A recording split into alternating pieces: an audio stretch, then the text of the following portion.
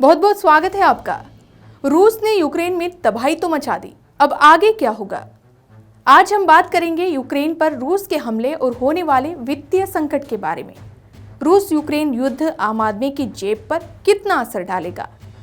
महंगाई की आग कितनी बेकाबू होगी और विकास दर बेपटरी होने का खतरा कितना बड़ा?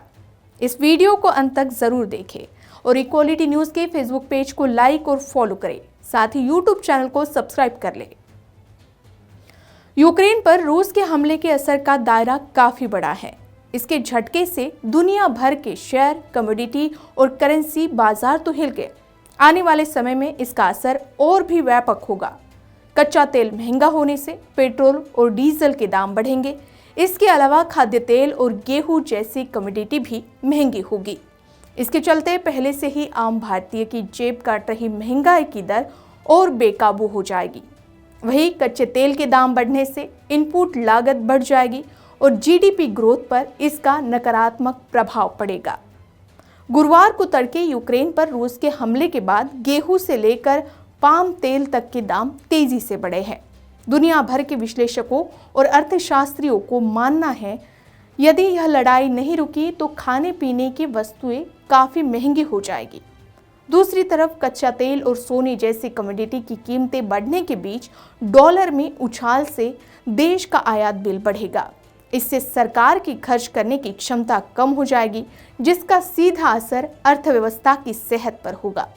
कारण यह है कि लोगों की आय घटेगी, खर्च बढ़ेगा और इसके चलते खपत में कमी आएगी, जिसमें पहला तो पेट्रोल डीजल के दाम बढ़ेंगे। इसके चलते परिवहन लागत बढ़ने से सभी चीजें महंगी हो जाएगी।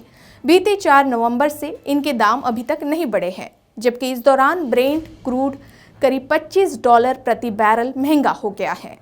दूसरा, प्राकृतिक गैस महंगे होने लगे हैं। इसके चलते फर्टिलाइजर, बिजली और ऐसे सभी केमिकल्स के दाम बढ़ेंगे जिनकी मैन्युफैक्चरिंग में गैस का इस्तेमाल होता है।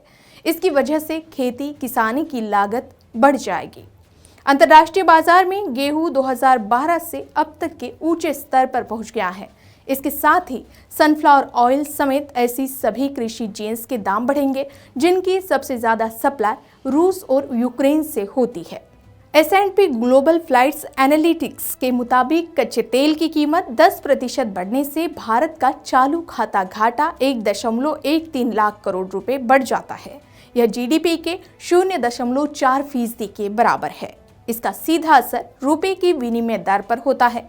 रुपया कमजोर होने लगता है। अब जानते हैं कि आखिर रूस यूक्रेन इतना महत्वपूर्ण क्यों है।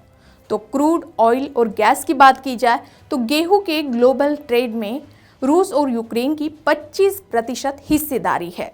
ये दोनों पड़ोसी देश 20% मक्के की वैश्विक बिक्री करते हैं। सनफ्लावर ऑयल के कुल निर्यात में इनकी 80% हिस्सेदारी है। रूस पूरी दुनिया में 12% कच्चे तेल का अकेले उत्पादन करता है। 40% गैस यूरोप रूस से आयात करता है, जो भारत भी खरीदता है। भास्कर एक्सपर्ट मदन सबनीस के मुताबिक, जो बैंक ऑफ बड़ौदा के चीफ इकोनॉमिस्ट है, उनके मुताबिक हमारी अर्थव्यवस्था को कैसे नुकसान पहुंचेगा। पहला तो अभी हम सालाना करीब $150 अरब का कच्चा तेल आयात करते हैं। क्रूड के दाम जल्द $110 से ऊपर निकल सकते हैं। इससे देश का व्यापार संतुलन बिगड़ेगा। आयात बिल बढ़ने का असर रुपए की विनिमय दर पर होगा।